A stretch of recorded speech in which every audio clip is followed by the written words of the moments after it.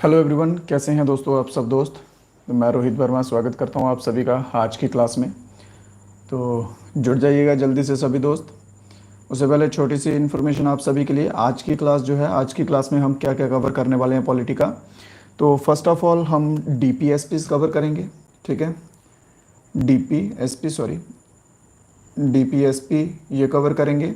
Then इसके बाद जो है वो फंडामेंटल ड्यूटीज़ के कुछ इंपॉर्टेंट क्वेश्चंस कवर करेंगे और सेंट्रल गवर्नमेंट के कुछ कह सकते हैं आप, सेंट्रल गवर्नमेंट के इंपॉर्टेंट क्वेश्चन जो है उनको कुछ कवर करते हुए चलेंगे।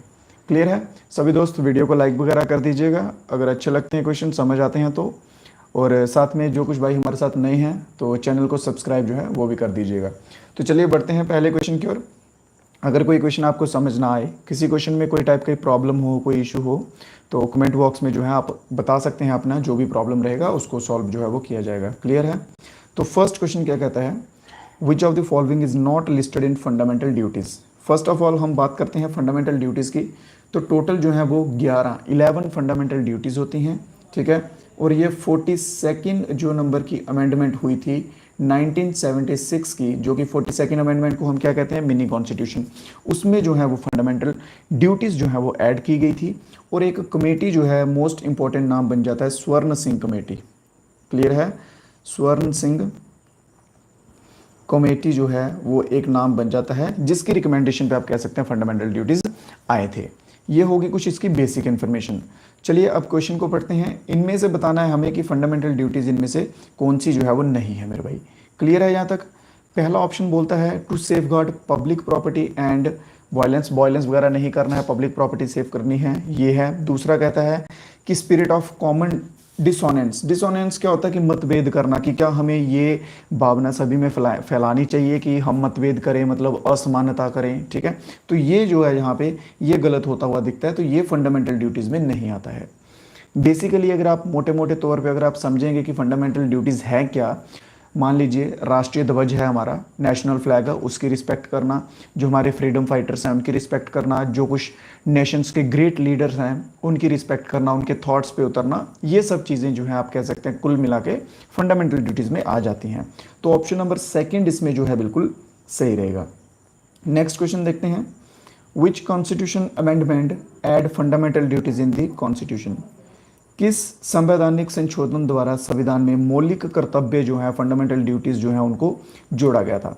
जैसे आपको स्टार्टिंग में ही क्लास स्टार्ट होते ही मैंने बताया आपको कि 1976 में मिनी कॉन्स्टिट्यूशन जिस अमेंडमेंट को कहते हैं वो है 42nd अमेंडमेंट, इसमें जो है इनको जोड़ा गया था। और टोटल जो है वो कितनी है, 11 फंडामेंटल ड्यूटीज़ जो है। क्लियर? तो ऑप्शन नंबर ए यहाँ पे बिल्कुल सही हो जाएगा। जिन दोस्तों को आंसर्स आते होंगे वो अगर आप चाहें तो कमेंट बॉक्स में जो है उनके आंसर्स दे सकते हैं। अगला क्वेश्चन है, how many fundamental duties are mentioned in article 51A of the constitution. Fundamental duties जो हैं वो किस आर्टिकल में आती हैं, ये चीज़ सुन लीजिए सबसे पहले। तो आर्टिकल नंबर 51A, अगर सिंपल पूछ लिया जाए कि फंडामेंटल ड्यूटीज जो है मेरे भाई वो कौन से आर्टिकल में आती हैं, तो आर्टिकल नंबर 51A में जो है वो फंडामेंटल ड्यूटीज आएंगी। एक चीज़ होगी। दूसरी चीज़, अब इन्होंने पूछा कि फंडामेंटल ड्यूटीज़ जो हैं वो कितनी होती हैं, तो 11 फंडामेंटल ड्यूटीज़ जो हैं वो होती हैं, जैसे कि आपको स्टार्टिंग में बता चुका हूँ। कितनी होती हैं? 11 फंडामेंटल ड्यूटीज़ होती हैं। क्लियर? नेक्स्ट क्वेश्चन क्या बोलता है, DPSP से रिलेटेड क्वेश्चन आ चुका है कि directive principle of state policy. देखिए अगर आप GD लेवल का एग्जाम देंगे, जहाँ उससे भी नीचे, ठीक है, MTS लेवल का हो गया, जहाँ क्लास 4th के एग्जाम्स जो निकलते हैं तो उनके लिए देंगे, तो उसमें सिंपल आपसे DPSP की फुल फॉर्म पूछ लेंगे वो, इसमें ज़्यादा डीप नहीं जाएंगे, ठीक है, कि DPSP की फुल फॉर्म बताइए, directive principle of state policy. तो उन्होंने ये पूछा है कि DPSP जो है ये हमने किस देश से बोरो किया है। जैसे कि आप सभी को मालूम है हमारा कॉन्स्टिट्यूशन जो है वो सभी देशों से कुछ पार्ट जो है वो हमने अच्छे जो फीचर्स लगे, जो होने चाहिए एक देश के कॉन्स्टिट्यूशन में, संविधान में, वो सब लिए हैं। तो इनमें पूछा गया है DPSP का। चलिए जो कुछ इंपॉर्टेंट है वो आपको बता देता हूँ। फर्स्ट ऑफ ऑल DPSP की बात कर लेते हैं। तो DPSP जो है मेरे भाई आयरलैंड से लिया गया है। कहाँ से? आयरलैंड से लिया गया। ऑप्शन नंबर डी इसमें जो है हमारा बिल्कुल सही आंसर हो जाएगा। जहाँ तक क्लियर है?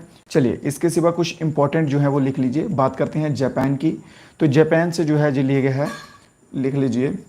अगर आप कुछ बच्चे जो हैं वो नोट्स बनाते हैं, आई थिंक आज कल एक बच्चे ने नोट्स भेजे थे, मुझे नाम नहीं उसका याद आ रहा, चलिए फिर बताऊंगा, ठीक है। तो जो नोट्स बनाते हैं वो बच्चे, उनके लिए लिख रहा हूँ, लिख लीजिएगा, ठीक है। Procedure established by law, procedure establishment by law, ठीक है। ये लिया गया है जापान से। इसके सिवा साउथ अफ्रीका से इंपॉर्टेंट आ जाता है भाई, साउथ अफ्रीका लिखिए, साउथ अफ्रीका। साउथ अफ्रीका से क्या लिया गया है, कॉन्स्टिट्यूशनल अमेंडमेंट। जो भी हम संशोधन करते हैं ना, संशोधन जो करते हैं, आप सभी को मालूम है, जैसे 42 नंबर की अमेंडमेंट हो गई, और भी बहुत सारी 86 नंबर की अमेंडमेंट, 61 नंबर की अमेंडमेंट जिसमें वोटर एज जो है वो रिड्यूस की गई थी, जैसे लास्ट क्लास में हमने डिस्कस किया उसके बारे में। तो वो सभी जो हैं, ये चीज़ हमने कहाँ से ली है, साउथ अफ्रीका से ली है। इसके सिवा जर्मन लिख लीजिए, जर्मनी ऊपर ऑप्शन में भी दिया हुआ है, जर्मन का लिख लीजिए सस्पेंड फंडामेंटल राइट। कल की क्लास में हमने देखा था कि फंडामेंटल राइट्स जो है वो कब सस्पेंड होते हैं। आंसर्स कमेंट बॉक्स में दीजिएगा, जिन जिन बच्चों ने कल की क्लास अच्छे से लगाई है, या जिन्होंने सुना है कि फंडामेंटल राइट्स जो हैं वो कब सस्पेंड जो है वो किए जाते हैं, और कौन कौन से दो ऐसे फंडामेंटल राइट्स और भी बताए थे मैंने, कौन से आर्टिकल हैं वो जो सस्पेंड एमरजेंसी बोल रहा हूँ उसके दौरान जो है नहीं किए जाते, ठीक है। तो जल्दी से उसका आंसर जो है वो कमेंट बॉक्स में आने दीजिएगा। बहुत बढ़िया। चलिए तो नेक्स्ट क्वेश्चन में बढ़ते हैं, नेक्स्ट क्वेश्चन देखते हैं। इस क्वेश्चन का आंसर जो है वो ऑप्शन नंबर डी रहेगा, आयरलैंड रहेगा। क्लियर है। अगला क्वेश्चन कहता है कि फंडामेंटल ड्यूटीज जो है वो किस देश के संविधान से जो है लिया गया है। फंडामेंटल ड्यूटीज क्या बोल रहा है, फंडामेंटल ड्यूटीज किस देश के संविधान से लिया गया है, तो यूएसएसआर यानी कि रशिया, ठीक है। रशिया जो है यहां से लिया गया है फंडामेंटल ड्यूटीज का concept. Next question, what does subsection of the list of fundamental duties deal with. एक फंडामेंटल ड्यूटीज़ में ना एक सेक्शन है, सब सेक्शन बनाया हुआ है, जी करके मेंशन जिसे किया गया है, ठीक है। वो जो है वो किससे संबंधित है, क्या वो चाइल्ड एजुकेशन से संबंधित है, प्रोटेक्शन एंड इम्प्रूव, क्या वो प्रोटेक्शन और इम्प्रूव करने को, नेचुरल इन्वायरमेंट को प्रोटेक्ट और उसमें अच्छा खासा इंप्रूवमेंट करने के लिए संबंधित है, या safe guard public property, preserve rich heritage, culture को बचाने के लिए या उसकी संस्कृतियों को बचाने के लिए, किसके लिए जो है वो सब सेक्शन जो है वो सब सेक्शन जो है वो मेंशन की गई है फंडामेंटल ड्यूटीज में। यहाँ तक क्लियर है। बहुत बढ़िया। तो protect and improve natural environment, जो कि मेरे भाई ऑप्शन नंबर बी हमारा बिल्कुल यहाँ पे सही आंसर हो जाएगा। क्लियर है। नेक्स्ट क्वेश्चन की तरफ चलते हैं। नेक्स्ट क्वेश्चन क्या कहता है, किसी क्वेश्चन में किसी भाई को कोई डाउट रह जाए, जो बच्चे सीरियसली पढ़ रहे हैं, अगर कोई किसी टाइप का डाउट रह जाता है तो मैं बार बार यही चीज़ बोलता हूँ, कमेंट बॉक्स में डाउट जो है अपना मेंशन कर दिया करिए, वहाँ पे आपको आंसर जो है वो मिल जाएगा।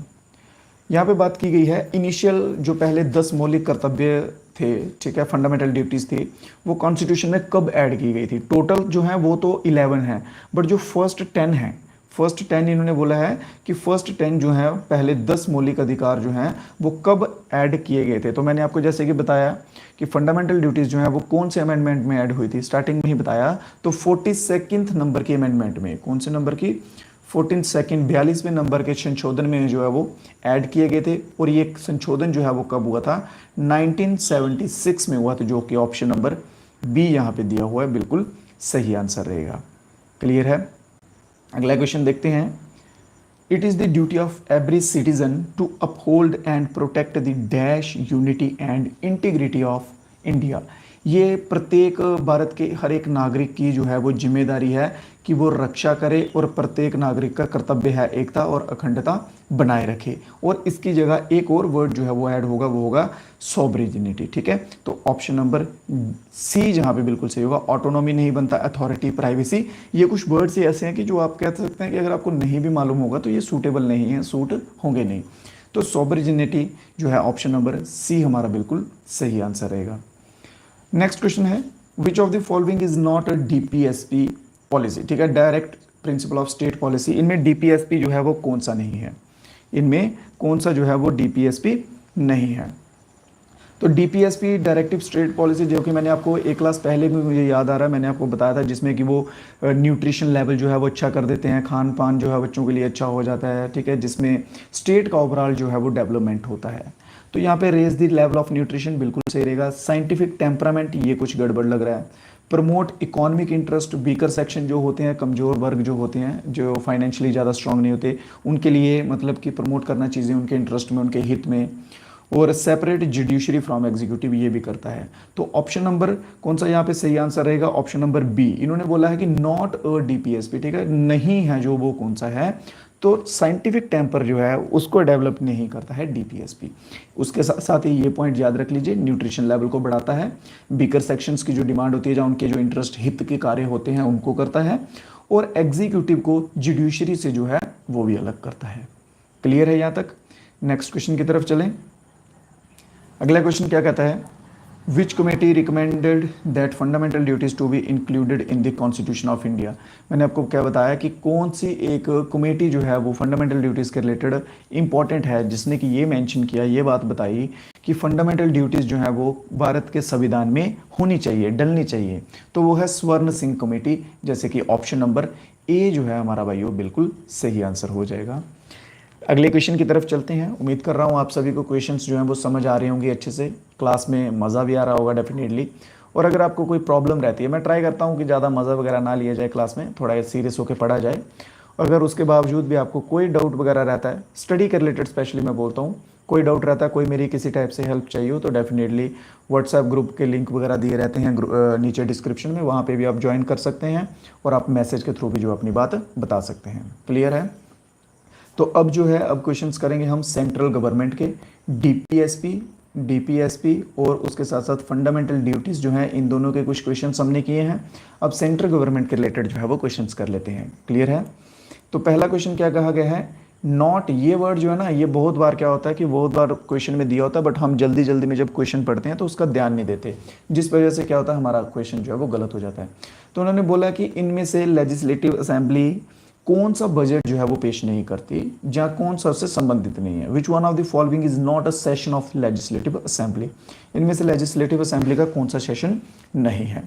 अब देखिए, अगर आपको इसका आंसर नहीं पता तो आप देखेंगे बजट, मॉनसून, विंटर, स्प्रिंग, तो आप बोलोगे ये तीन तो आगे सीजन्स के, तो इसका मतलब ये तीनों होंगे, और ये अलग ही दिख रहा है, ये नहीं होगा। क्लियर? ऐसा कुछ दिमाग में आएगा कि नहीं आएगा? बट देखो ध्यान से, स्प्रिंग जो है इसका बिल्कुल सही आंसर होगा। इन्होंने नॉट लिखा है, तो स्प्रिंग सेशन करके वैसा कुछ जो है वो नहीं होता है। बात करते हैं बजट सेशन की, तो बजट सेशन होता है जो कि फरवरी से लेके मई के महीने तक होता है। मॉनसून सेशन भी होता है, ठीक है, मॉनसून होता है जुलाई से लेके सितंबर तक। मतलब आप सिंपल कह लीजिए, मॉनसून कब आते हैं भाई? जुलाई से सितंबर के बीच बीच में मॉनसून होते हैं, तो उन दिनों में मॉनसून सेशन होता है। फिर विंटर सेशन है, अगर पूछ ले जाए किस मंथ में होता है, तो नॉर्मल सी बात है, आप सभी को ये तो मालूम है ना कि सर्दियां जो है वो किन महीनों में आती हैं? साल के आखिरी महीनों में, नवंबर और दिसंबर में आती हैं। क्लियर है? ये चीज़ें याद रख लीजिए। बस बजट सेशन है, इसका कुछ हो सकता है तो आप ये फरवरी में ही याद कर लीजिए, ऐसा कुछ। तो ऑप्शन नंबर डी जो है मेरे भाई यहाँ पे बिल्कुल सही आंसर इस क्वेश्चन का रहने वाला है।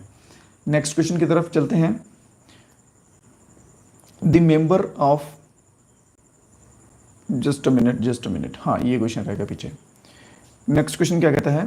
As per the dash the president shall address both house of parliament together on the first parliament session of each year. देखिए, प्रेसिडेंट जो है दोनों सेशन, राज्यसभा, लोकसभा, इन दोनों सेशंस को जो है पार्लियामेंट में एक साथ बिठाता है साल के पहले सेशन में। हर साल जब भी चढ़ता है तो पहले सेशन में बिठाता है।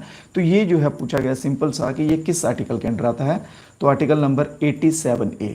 जो कुछ मोस्ट इंपॉर्टेंट क्वेश्चन रहेंगे वो मैं ट्राई करूंगा आपको हाईलाइट करवा दूंगा, जहां ऊपर स्टार मार्क जो है वो कर दूंगा, ताकि आपको ज़्यादा प्रॉब्लम ना हो। और एक चीज़ ध्यान रखिए, जो चीज़ें आपको बोर्ड पे लिखवा रहा हूँ, सॉरी स्क्रीन पे जो लिखवा रहा हूँ, वो मोस्ट इंपॉर्टेंट रहेंगी भाई, ठीक है।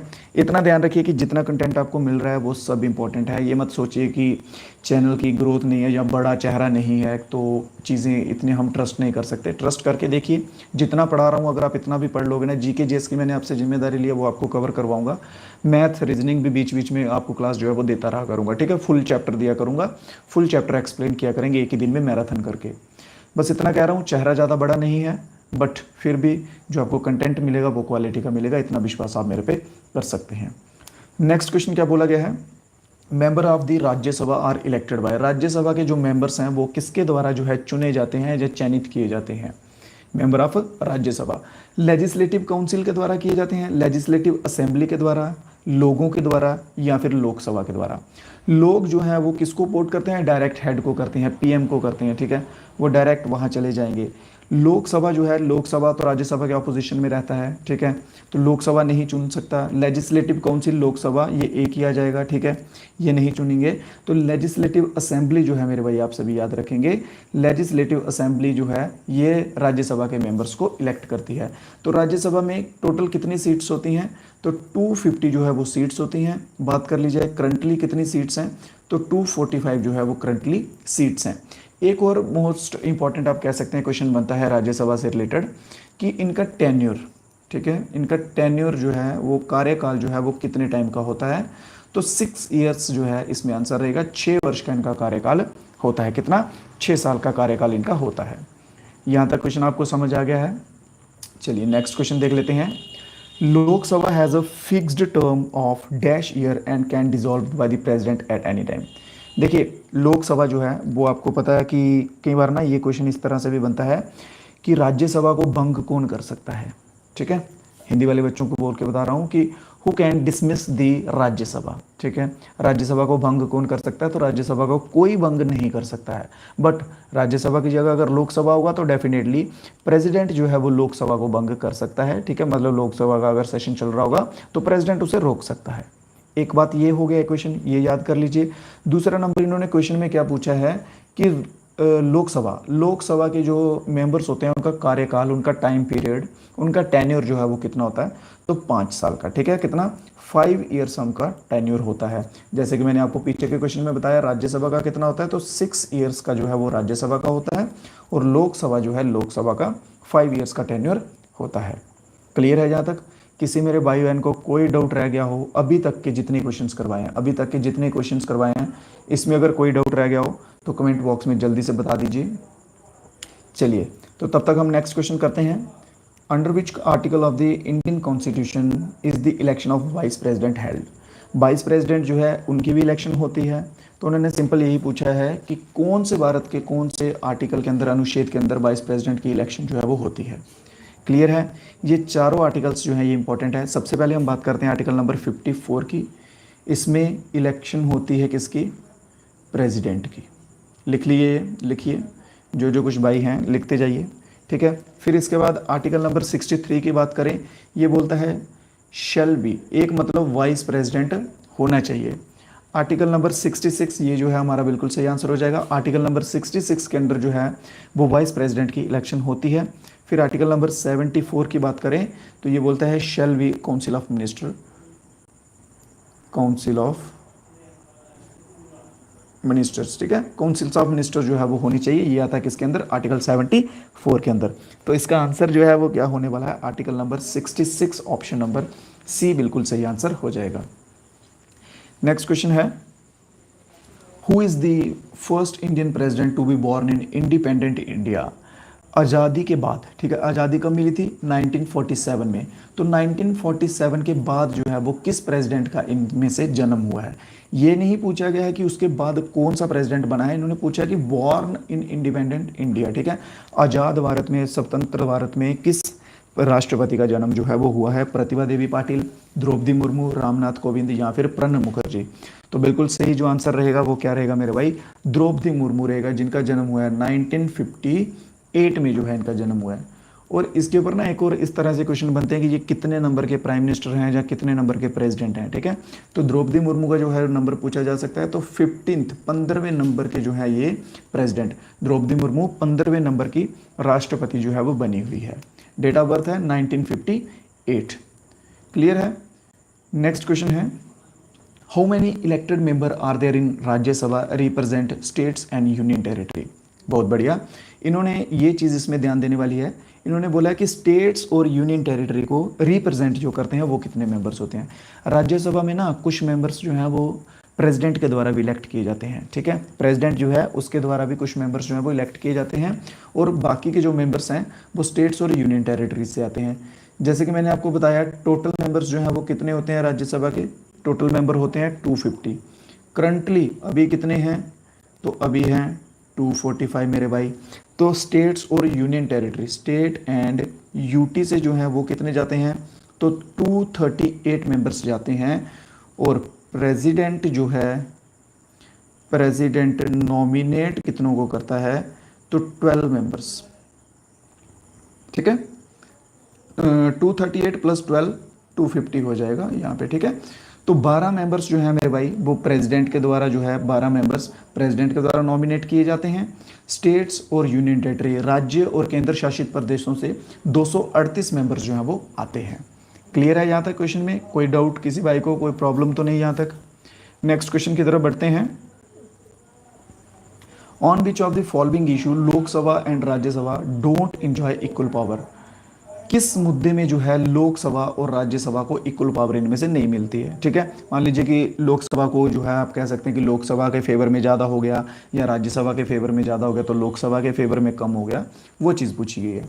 तो इम्पीचिंग द जज of supreme court and high court, impeaching the president, constitutional amendment, या फिर passing of money bill.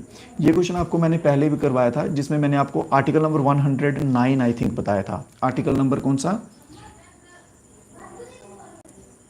Article number 109 जो है आपको मैंने बताया था इसके बारे में। क्लियर है? आ रहा है कुछ याद कि नहीं? चलिए मैं बताता हूँ आपको। तो इसका आंसर जो है वो पासिंग ऑफ मनी बिल रहेगा। तो मनी बिल जो है मेरे भाई, मनी बिल सिर्फ और सिर्फ लोकसभा से जो है वो पास होता है। राज्यसभा में भी जाता है, राज्यसभा में भी जाता है, ऐसा नहीं है कि राज्यसभा में नहीं जाता, बट राज्यसभा का उसके ऊपर कोई अधिकार नहीं होता। राज्यसभा उसमें कुछ नहीं कर सकती, राज्यसभा उसमें कुछ नहीं कर सकती। ठीक है, तो राज्यसभा का उसमें कोई अधिकार जो है वो नहीं होता है, सिर्फ लोकसभा जो है उन चीज़ों को कर सकती है। तो 14 डेज़ का उसमें टाइम पीरियड होता है। तो राज्यसभा क्या करती है, 14 डेज़ में उसको पास करके जो है वो वापस लोकसभा को देगी ही देगी। तो राज्यसभा सिर्फ और सिर्फ उसमें सजेशन दे सकती है कि भाई आप ऐसा कीजिए, आप ये कर लीजिए, वो कर लीजिए, इसमें आप ये चेंज कर सकते हैं, बट वो भी लोकसभा की मर्जी है, आगे वो माने ना माने वो उसके ऊपर है। ठीक है, तो पासिंग ऑफ मनी बिल, यहाँ पे आप कह सकते हैं कि राज्यसभा और लोकसभा में भेदभाव थोड़ा सा देखने को आपको मिल जाता है। क्लियर है? तो ये आज की क्लास का लास्ट क्वेश्चन था मेरे भाइयों। उम्मीद करता हूँ क्लास आपको अच्छी लगी होगी, क्वेश्चंस आपको समझ आए होंगे। अगर क्लास अच्छी लगी है, क्वेश्चन समझ आए हैं, लास्ट तक बने रहे हैं आप, तो मेरे भाई सभी दोस्त एक बार वीडियो को लाइक कर देंगे, जो कि बिल्कुल फ्री है। और जो कुछ भाई हमारे साथ नए जुड़े हैं वो चैनल को सब्सक्राइब भी कर देंगे, ताकि आने वाले जो भी क्लासेस होंगे, जो भी अपडेट्स होंगे, जो वीडियोज़ होंगे, वो नोटिफिकेशन के थ्रू आपके पास सबसे पहले पहुंचते रहें। आपकी प्रेपरेशन में जो है वो कोई कमी ना रहे और जॉब आपकी जो है आप पक्की कर सकें। क्लियर है मेरे भाई जहाँ तक? तो बहुत बहुत शुक्रिया आप सभी दोस्तों का जहाँ तक बने रहने के लिए, विश्वास दिखाने के लिए। तो इसके सिवा आप क्या कर सकते हैं, रिवीजन कीजिएगा, जो कि मोस्ट इंपॉर्टेंट वेपन कह सकते हैं आप प्रेपरेशन का है। ठीक है, रिवीजन कीजिएगा अच्छे से। बाकी अगर कोई डाउट वगैरह रह जाए, किसी कोई क्वेश्चन में कोई टाइप की प्रॉब्लम हो, तो आप कमेंट बॉक्स में मुझे बता दीजिएगा। मैं ट्राई करूंगा अपनी तरफ से पूरी आपकी प्रॉब्लम जो है वो सॉल्व कर सकूं। ठीक है, तो मिलेंगे कल फिर से नई क्लास में कुछ नए क्वेश्चंस के साथ। तब तक के लिए दीजिए इजाज़त मेरे भाई। जय हिंद, जय भारत।